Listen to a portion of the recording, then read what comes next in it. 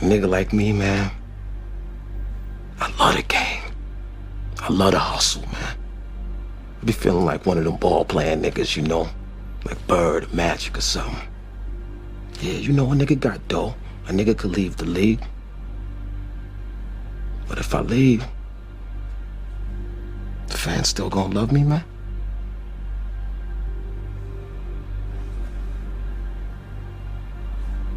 I get love out here in Harlem, man. I done sold coke on these streets, man. Hash, weed, heroin. As long as niggas is feeling it, a nigga like me can hustle it. That's my gift in life, eh? You know?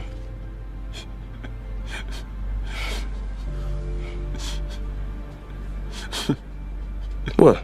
The fuck you laughing at, B? You, man. Funny, man. You a hustling motherfucker, man. For real, baby. You fucking killing me, man. Well, you know me, baby. What's up, y'all? This is my morning commute, so I figured I'd give y'all a little story that just crossed my mind, something I remember. My father, man, God rest his soul, had a daycare before he died. I really don't want, it's hurtful to even mention how he lost the daycare, but I'll give you guys a brief synopsis. Basically, he got cancer and it was stage 2 by the time he found out, going into stage 3. And, you know, it was kind of, he only lived another couple of years after that. But the thing is, he ultimately, when he had the daycare, that was his life's dream. You know, he started the daycare in 1998, ran the daycare till about 05, I think. That's when he shut it down. So he got about 7 years in on the daycare. He took his life savings and started that daycare. He gave the guys, it was an old doctor's office. He gave the guy 10, I think, no, he had 60,000 cash from the house. I think he put down 30 on the property. He put down 40. He put down 40 because the guy wanted $80,000 for the building, which I thought was overpriced. But nonetheless, he gave him 40,000 down, and he was making payments on the property for 7 years.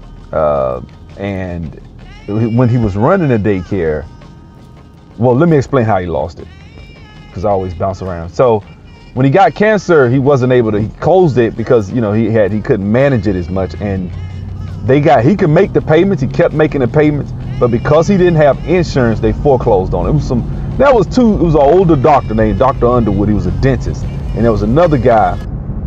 It was 2 sons of his, and his 2 sons were getting, I forget what the amount he was, but they weren't getting but like $170, $200 a month each. And the doctor was he was charging them I think a high interest rate, but nonetheless, he was getting over, man. But that's the problem with black people. A lot of times, we're too greedy. You know, I'm like, if you go, nobody's gonna come buy this building. That building probably would still be sitting there, right? But Dad gave him the $40,000 and paid on it for 7 years. Got down, I think I can't remember the exact principal that he owed, but the principal was dropping. Nonetheless, they foreclosed on it. Now, he was sick with cancer, and that broke my heart to see him lose everything he had when he was sick like that. That really broke my heart. And what really happened, what really kind of pissed me off about the whole situation is, you know, you're dealing with black people. But that's not really the gist of this story. Let me tell you what happened, right? Because this video is about Wakanda, right? We always talk about how, you know, Eric Killmonger's the guy, and I love Eric Killmonger. Why I love Eric Killmonger? Because his cause was noble. I think he chose a worthy cause, which was the freedom and revolution, you know, to free black people from the situation that they're in. And I was all for that, you know, in the movie. I was like, oh man, Eric Killmonger, you know, some of the speeches he gave, I think it was, every time he gave a speech, it was as if it was a sermon. It was like, I was like, man, this brother preaching, you know, like he was giving us 4 points in the conclusion every time he opened his mouth. Real talk, right? But the point I'm trying to make is this: whenever you try to help people and do certain things, black people, it's hard to build with niggers. I'm just gonna keep it real. I'm sorry. I think that we're being delusional with some of the things we think of Eric Killmonger. Look, it's cool right now. It's popular as a black person to be woke and conscious and to be down for the cause and your people, right? But you can't. Half the people that are screaming this conscious mess will rob you blind. I'm speaking from experience. Half the brothers that you go on their Facebook page and you try to, follow them on Facebook, and they putting up all these memes about Egypt and about Tassetti and Kemet and all this and know thyself and you're spiritual and being all spiritual and all that. You get in business with these niggas, they will steal. I'm speaking from experience. I know a few guys that did that. I ain't gonna go into names because I forgive the brothers. I'm on past it now. But at the time I was fire mad about it. But what I'm saying is, we had this daycare. We had a manager, right? And the manager, it was this older, heavy set. She wasn't older. She was like in her mid 30s, heavy set lady. And she decided to go ahead and run the daycare. And Dad would trust her with the checkbook and everything. And Dad was just a nice, trusting person. He just was. And he trusted this lady, man. And this lady, one day a lady came in and said, yeah, I paid for daycare for 2 weeks. And I asked the lady, I said, what? I was there. I said, what did she charge? I mean, what did you pay with? And she said, I gave you guys four $50 bills and whatever, or something like that, right? And because she paid with cash, right? I said, okay. So we go and I look at the deposit because that we stopped her and we were looking at the deposit. It had no 50s in it. Right? And the account was somehow something happened with the account and we found out that she was stealing money. She was literally putting that same amount of money in her own checking account. She put 450s because we asked her. I said, what did you deposit in your account? She was trying to be open. She didn't know that we had already spoken with that lady and I knew specifically what she paid with. So she said, well, that was my own money and I was putting that in my account. And this is this. So she putting 450s in one account and she putting the rest of the money in another account, right? So we found out in our account. We sat there. Your dad was like, man, we ain't gonna take you to jail, man, but we gonna have to let you go. You still in there. And she, I don't appreciate it. She started crying and I'm sitting like, man, you putting on for the city. Like, it's clear you were stealing. Let it go. It's the middle of the week. You putting $400 in your personal checking account. And it just so happens that the denominations of bills that you were putting in your personal checking account match the denomination of bills that so-and-so, this other customer who I went to high school with, was paying. So no, you're wrong, right? So we let her go. And a lot of the people at the daycare that worked at the daycare liked that lady, right? But so there was this other lady, real ignorant lady, I could tell. She was real ignorant. And she worked there, because the daycare was located in the hood. Just so you know, it was on the west side of Montgomery, Alabama, right? And so what happened, every time we would come down there, this one lady had a mouth on her. She would always, y'all ain't gave us a raise. It's time. I'm like, why the fuck you deserve a raise? Have you increased productivity? Are we making more money just because you worked till 6 months? I'm supposed to just give you a raise, even though I'm not making more money. But therein, that's people that don't have the ruling class mentality that I spoke of in the 2 videos ago about blacks don't have a ruling class mentality. You see what I'm saying? We lack that because she's thinking raise, right? I'm a black man in business. We're struggling. We're a fledgling daycare business, and you think you're just entitled to the money of this daycare because you just been here 6 months or a year or even 2 years or 3 years. I don't believe in just giving people raises unless there's a reason, unless you can show where we've made money. In a black business, I'm sorry, we didn't have it. The lady was paying her like $8 an hour. He was paying her actually more than minimum wage at the time. I think minimum wage was like $4. I don't even think it had went up yet. I think it was $4 back then. 4 and some change. He wasn't paying 8. I think he was paying like 6. Which I know you probably be like, that ain't no money. Yeah, that's no money, but you got to look at it. Minimum wage was $4.25. He could have gave her $4.25 an hour. It would have been well within his rights at the time. but he chose not to. He was trying to pay more, so he's paying $6. Well, long story short, that lady got into it with my dad, which I found, I'm like, so her mouth was just too disrespectful. And she, Mr. Green, and so dad would go in there and talk to her and do stuff at the daycare, and then the lady would get smart with him and talk greasy to him.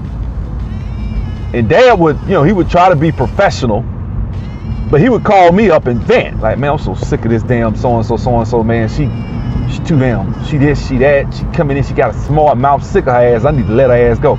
So of course he used me to let her go, but I didn't give no FUX. I walked in, right? I said, look, we're gonna have to let you go, da-da-da-da-da, this, that, here's a little severance. I think I gave her like a full week's pay. I really did, right? So when we let her go, literally, we let her go on like a Monday or something. I can't remember, but it was early in the week when we let her go. Somebody came back Saturday and ramshacked, however you pronounce it, the daycare. Bust windows, came in, grabbed all the toys and broke a lot of them. Threw the games all out on the floor, broke plates, stuff like that. Now, Dad, we had insurance at the time to where we could replace that.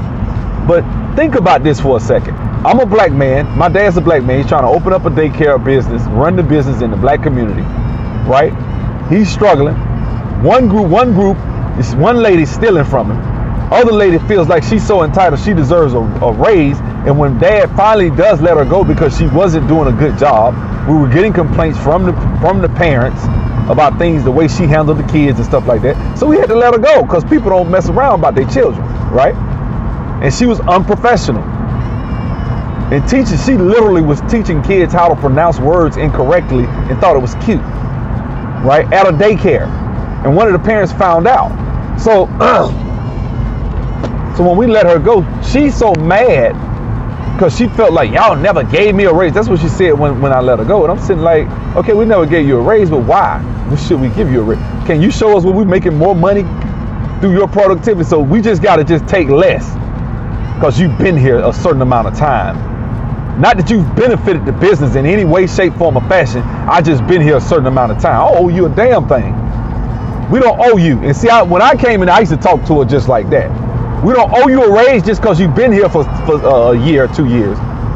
We don't. No, this isn't some corporate. This isn't Arby's or McDonald's, some corporate company where you could just about guarantee a raise every 6 months or whatever, or every year. It's not like that. I'm sorry, we don't do that. So what finally happened was when she ramshacked the place, she had to put. Surely we knew it was her. Now Dad was hurt. I mean, he was heartbroken about it because he was like, man, I did everything I could. I gave that lady a job. She sat there and begged me. She was on unemployment. She was crying about she needed a job. That's the story of niggas, man. That's the story of what happens when you go out your way and bend over backwards to help niggas. Now, what is the moral of the story? The moral of the story is, I don't knock Wakanda for being secluded and dealing with their team. Because a lot of time, and if you go back, the guy from the movie Get Out, right? Because I actually saw the movie twice. And the guy from the movie Get Out, in his first scene, when they were talking to him, and he was out there with the rhinoceros, and he told him, he said, I'm not with opening the doors of Wakanda to any and every Tom, Dick, and Harry in Africa. And he said like that, but that's what he said. He said, but if you want me to go out and clean things up with me and my men, I'm down to do that. So what he's saying is, I'll go out here and get the CIA and all these people out of Africa and stop them from subjugating people. I'm all down for. So he had a noble cause as well, noble purpose. He did. And people don't understand certain things about being black in America. See, let me tell you something. You have no economic base on which to build, or I ain't gonna say on which to build, but you have no economic base. So if you're working at a white company, or if you're working for a company like Disney, like Ryan Coogler was, there's no way in hell you'll be able to come in, look white people in the face, and tell these white people that, hey, you guys are worthless. You guys are, the scum of the earth because you refuse to, let us make the movie the way we want to make it. And, I could tell Ryan Coogler put as much woke, quote unquote, conscious, revolutionary minded content in this movie that he could. But let's be honest, you're standing on the shoulders of your oppressors or white people. You can't take their money and look them in the face and tell them they ain't shit. You got to get your own money. You got to empower yourselves. That's what you have to do. And you're not willing to do. If we're not willing to do that, then we're full of it. That's where I am with it. I'm sorry. So, look, man. We had that daycare. We tried to help. Dad tried to have this attitude, I'm gonna help black people. I'm gonna give you another example. I had my comedy club. Niggas was stealing. Niggas was lying on the hours that they worked. Niggas was coming in and just a lot of gossip. They was telling my business to the people that own the Hooters up the street. The guy that cooked at Hooters, talked to him on the phone. He from New York. He telling me all my business because his girl worked there and his girl was messy as hell. She all running around being messy and silly. And I'm like, damn, man, I just opened this business. I hire these motherfuckers. They come up in here. They gossiping. They telling my business to other people. They stealing. What the fuck, man? You see what I'm saying? You can't build with a lot of niggas. I'm sorry. See, that's the thing. This is the real shit right here. I'm going to keep it real because I'm about to get out my car. This is the thing. A lot of black people, when it come down to it, you can't fuck with them when it come to business. And most of the people that you see that's talking about Eric Killmonger being the best guy. Look, I love Eric Killmonger. I'm going to say it again. I like this character. But it's just fiction. It's not real life. So in real life, I couldn't fuck with an Eric Killmonger because Eric Killmonger, although he has a noble purpose, that's all he had about him that was noble. He would lie, cheat, steal, kill, do whatever he had to do to get his own agenda through. And a lot of times that's not the best way. If you're trying to build and you believe in it, you're not community minded. You can't be community minded if you're going to burn all the heart-shaped herbs. That means you don't give a fuck about the community that is Wakanda. You see what I'm saying? But whenever I say that, oh, well, it was just a movie. He was a revolutionary. So any and every way a revolutionary chooses to say and do things is good. Kind of like how we treat Umar Johnson. Umar Johnson does a lot of bullshit, and black people, a lot of brothers specifically, still swear by this guy. When we try to do business, I had to fire. When I fired that chick, the dude from Hooters, he called me on the phone because she was mad. She was upset, right? I had no problem firing her ass. See, I fire some niggas. Let me tell you, I fire your ass in a heartbeat. I ain't have no guilt. You coming your ass up in there and you telling my business, and I find out that you sharing my business with them white folks at Hooters and all the folks at Hooters, the cook at Hooters telling me what I'm doing, telling me the ins and outs of who I'm giving the most waiting hours to, because with the waitresses, I would let one waitress, she would come in, and this is why I would do it, but he didn't know this. There was one waitress, every time I gave her a section, she would always come in that section per show and turn in $300-400 per show. I mean, and that's a lot given that we only had, 150 seats. So I would give her a section and she'll turn in like $400 for a hour and a half show. Just think about that for a second. I'm talking about her section would be half full.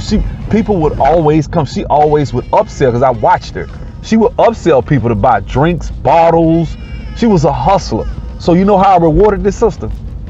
I gave her the biggest damn section in the damn club because I was like, this sister is hustling. She's coming in. I respected her hustle. She was black. I didn't have no white employees. This was a black woman. She came in. She worked hard. She did what she had to do. So when I talked to the dude from Hooters, he's like, my girl is upset. She's upset. She says you're giving this other girl you always give her the biggest section. I said, what she doesn't know is that girl, every time we give her a section, turns in $400-500. When she would turn in $200, say that's all she sold. So you get what I'm saying? And I watched. I don't think this girl was stealing. To her credit, I'm gonna be real. I don't think she was stealing. I just think she wasn't coming in with the type of money. See, I'm in business. I'm trying to make money. I'm gonna reward someone that's gonna turn in way more money than the next person because they hustle.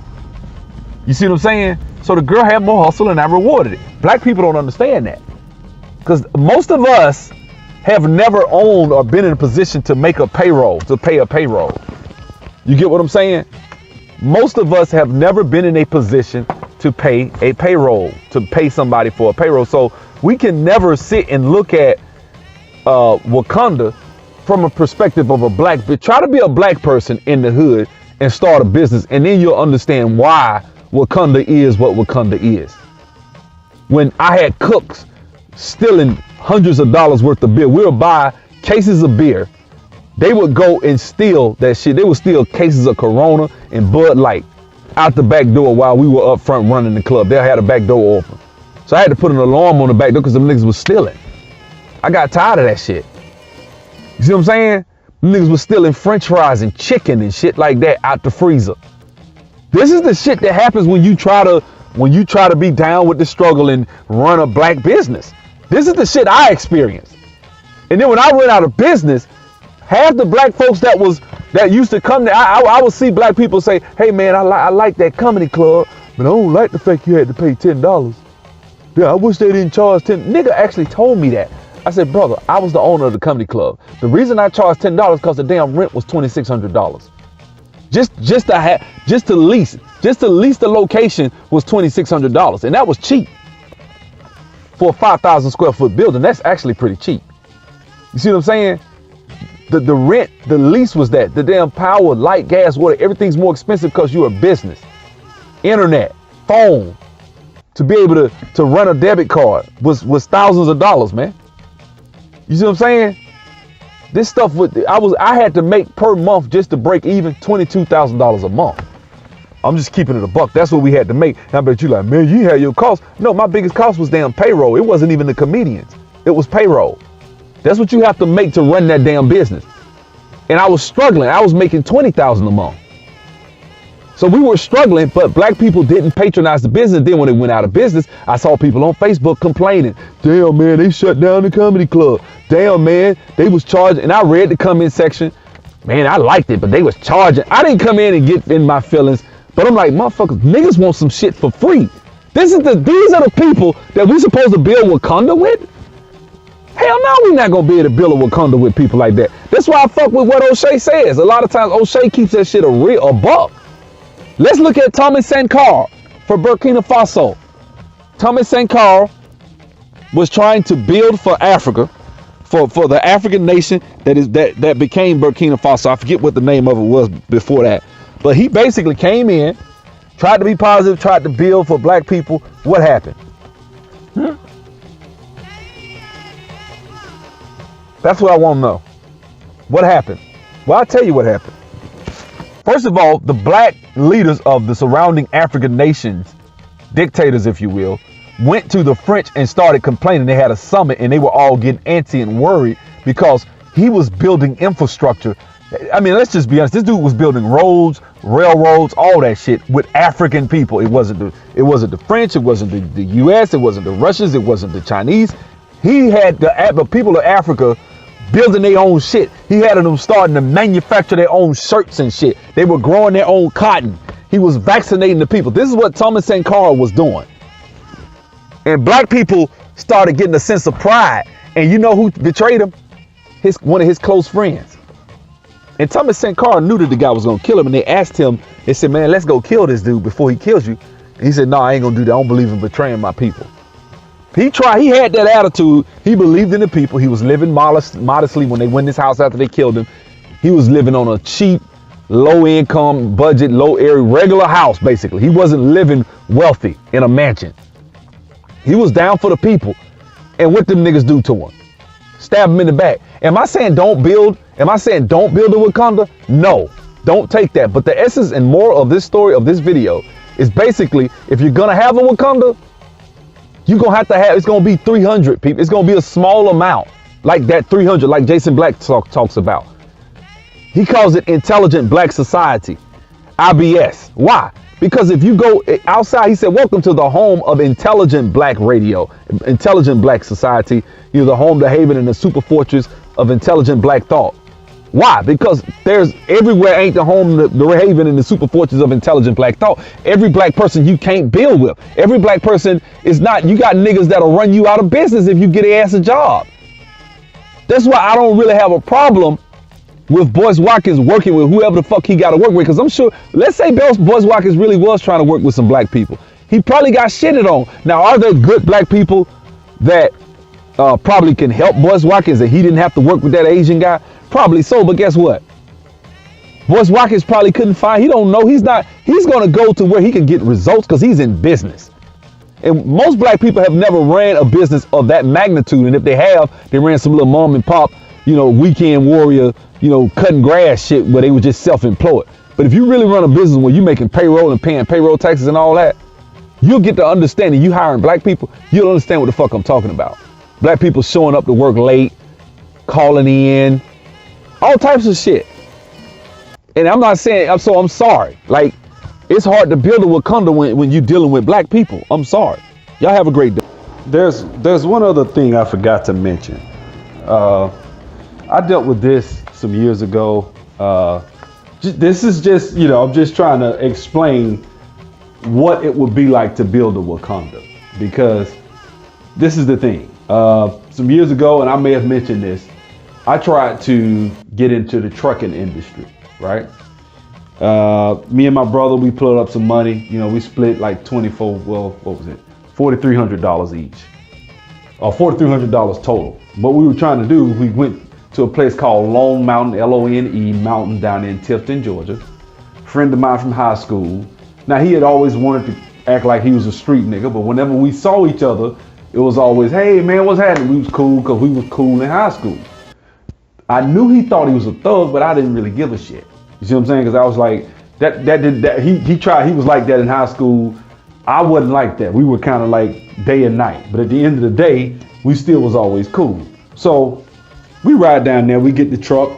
He signs a contract with us saying that he's going to agree to pay us a certain amount every Friday. He tells me what company he's going to get on and he's going to get on with and all that. So he was adamant about how he's going to be upright. And he had people he wanted us to speak to give as a frame of reference to show he's an upstanding guy. Well, needless to say, the nigga didn't give us a dime.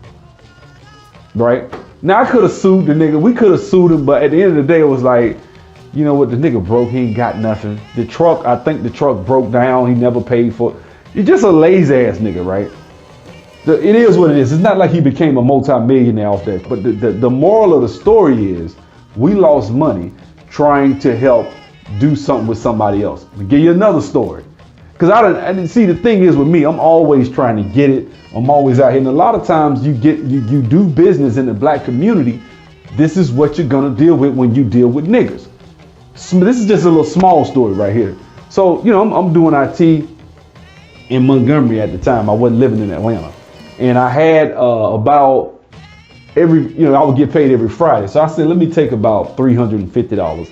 This is when Beats by Dre Detox headphones. I used to get them from this website for like $60 a piece, right? But I never told the guy how much I paid for them.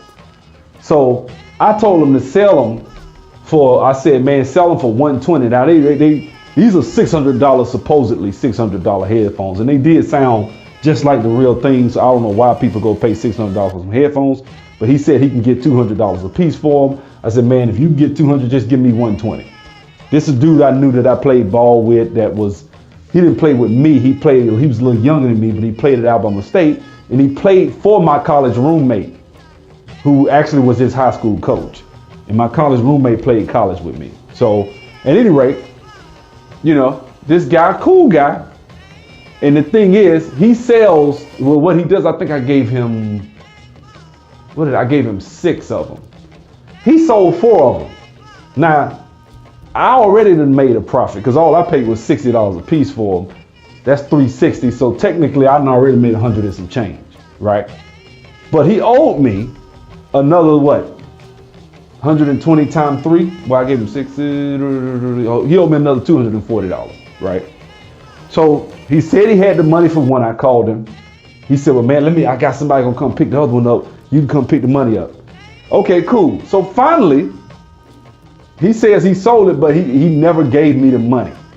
Then when I tried to call him about it, he had an attitude and got upset. Now, the moral of the story is, y'all know what you're thinking. Well, damn, man, You just trusting, you just working with niggas, and you gotta really filter out people, and you gotta make sure you get the right individuals to make sure you do things right, and that's your fault. But the problem is, I dealt with a thug, or a nigga that wanted to be a thug. I dealt with a nigga that was educated with a bachelor's degree in finance, because this dude that stole that money, he had just graduated from Alabama State. He had a degree in finance. He was not a thug or nothing like that, supposedly. He stole money. Building Wakanda is hard, because for every good quality brother you got out there that gives a damn about his word and is gonna try to be with you and stick to you to the end, come good or bad, you got another 100 niggas that's gonna shit on you any chance they get, even unnecessarily when they can still make money, because the brother was gonna make some money, but I guess he felt like he wanted to make all the money and keep the rest, because he probably made 400 off those headphones, which I really didn't care. And I never really got a chance to talk to the brother, because every time I tried to talk to him, he would either go the other way or whatever. What I was gonna tell the brother was, look, man, you could have just kept that money, man. I was straight. I mean, we could have worked something out. If you was hurting for money, you could have told me. But then when you dealing with niggas, this is how it goes. You see what I'm saying? It is so difficult to build in the black community. This is something that we rarely talk about. And a lot of these people that are so militant and so pro-black and so woke and conscious, look, man, I got a lot of that in me too. I feel you. I was a fan of Eric Killmonger. But the issue is, let's be honest.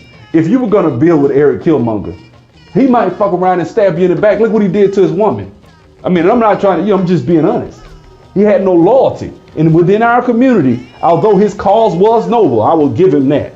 His cause was noble, but that was probably the only main redeeming quality about the guy, was the fact that he did have a redeeming quality. And of course, he was willing to take action. I give him that. But a lot of times, man, we cannot, because we will stab each other in the back. I was on a hangout last night with Edward Anderson, a couple other people. And I said, look, man, the brother that I like most, because they asked that question, the brother who I probably could relate to the most was the guy that actually betrayed T'Challa, because he wasn't for bringing in a bunch of strangers into Wakanda, because he said, if you bring all these people into Wakanda, it's going to wind up being just like the rest of Africa. But if you want me and my men to go out there and clean it up, then I'm all for that. See, I'm down for the struggle, but you can't link up with everybody. You cannot build with a lot of niggas. You just can't. That's the problem. You can't just, I mean, as much as Eric Killmonger's idea was great, sending all those weapons to what he called this war dogs, I'm gonna tell you what would have happened. Let's say they would have overthrew all of white society, all the oppressors, as they put it. I guarantee you them niggas was going to war with each other next. And it's probably gonna kill him. That's the way it works, man. You cannot, so what you have to do is, sometimes if you're gonna help people, treat them when you try to help, it's just like, I got a friend of mine, I always want to borrow money, always broke. If I give him money, it's $40, $50, $60. I ain't ever giving him $700, $800. I've done that before, and I learned my lesson. He ain't gonna pay you back. He's just one of them type of guys. So but he's always broke, never wants to get a job. If he do, he'll go 6 months without working. That's the type of brother he is, grown man. But every once in a while he want to borrow some money. I give him $50 here, $60, $40, like money that I'm not gonna miss. But I'll be damned if I give him, if my money tight, I'm not giving. I mean, I'm broke. I tell him in a minute I'm broke, because I'm not putting myself in the poorhouse for it. You see what I'm saying? So that being said, I'm just making a point, man, that black people, sometimes we have these lofty ideas about what we like to see. Like if you listen to, let's see, Bob Marley, Africa Unite. Remember that? Africa Unite. He's talking about everybody in Africa uniting up under, the African diaspora, and we are the children of the, higher man and all that. Look, it sounds good.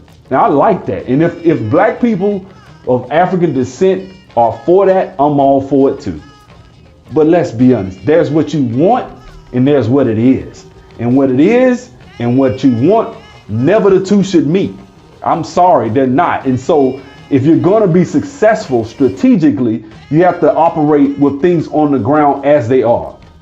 You go in the hood and try to build with Pookie and Ray Ray, where you gonna get what I just told you, what I got with my comedy club, what my dad got with his daycare. You gonna what I got with all these done businesses and ventures I done been involved with, where I'm trying to split money with brothers. I can count on one hand the amount of brothers I done business with, and they real niggas.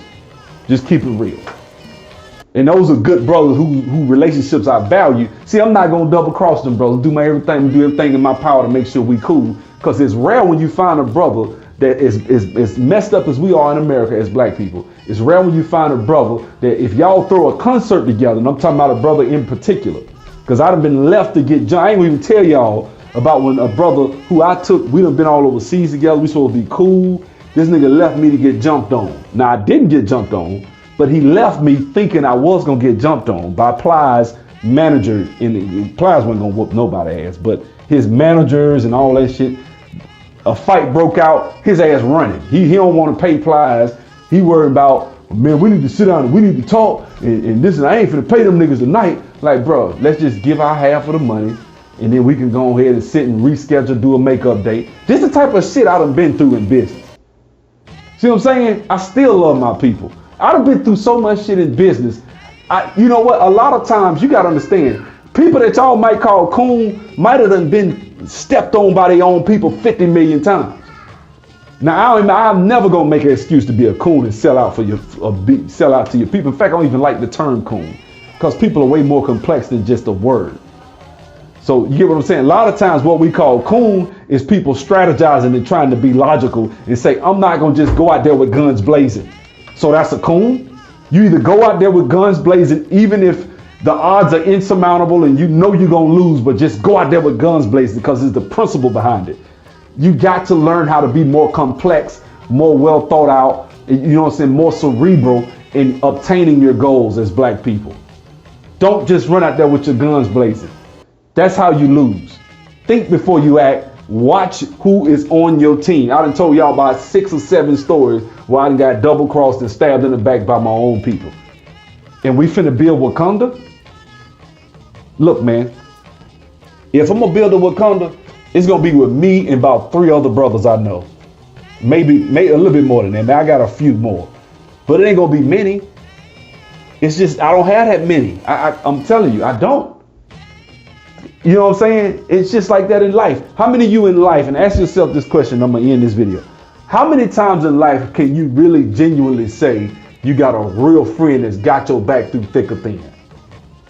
If that doesn't answer how you gonna build, because let's be honest, it's not that you need to be friends to build a Wakanda, because I know somebody that's gonna be intelligent and come in the comment section and say, well, that has nothing to do with it. You don't have to be friends. You don't have to like each other. You just have to be able to. I'm not saying that. What I'm saying is, when you talk about doing business, it's almost like marriage. When you partner with someone in a partnership, I'm not talking about a symbiotic, contracting relationship where you buy, I get the goods and or whatever. You buy from me and I buy from you. I'm not talking about that. I'm talking about we working in a business where we got to handle from start to finish everything, and we split the profit. That's how you build, right? When you talk about doing that, you can hate the person's guts, but at the end of the day, you do have to know how to, one, resolve conflict, and you have to know that you can trust this person when your back is turned. If you can't trust that person and you got to watch them, then it's probably not good to be dealing with them. That's it. Y'all have a good night.